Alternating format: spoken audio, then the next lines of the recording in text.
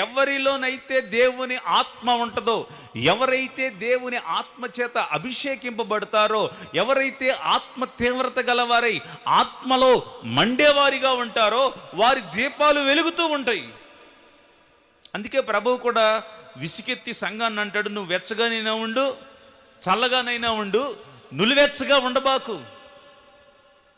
మన భక్తిలో సారం లేదు. కొద్దిగా మాట్లాడుకోవడానికి దుఃఖం కలిగిన వాస్తవాలు మాట్లాడాలంటే ఈ రోజున ఇతర సంఘ విషయాలు నాకు అనవసరం, కానీ ఇవాళ క్రైస్తవ్యంలో కొట్టుకోవడం ఎక్కువైపోయింది. ఆత్మలో తీవ్రత లేదు, ఆత్మలో పోరాటం లేదు. అయ్యో ప్రక్కన ప్రాణాలు తెగించుకొని భయంకరమైన మరణ ఘోష వినబడతా ఉంది. దేవుని కొరకు శిరచ్ఛేదనం చేయబడుతున్న వారు, దేవుని కొరకు హింసింపబడుతున్న వారు, క్రీస్తు కొరకు పానార్పణముగా పోయబడుతున్న అనేక ప్రాణాలు అక్కడ ఉంటే మనమేమో ఏ పౌరుషం లేదు, ఏ కదలిక లేని భక్తి చేస్తూ ఉన్నాం.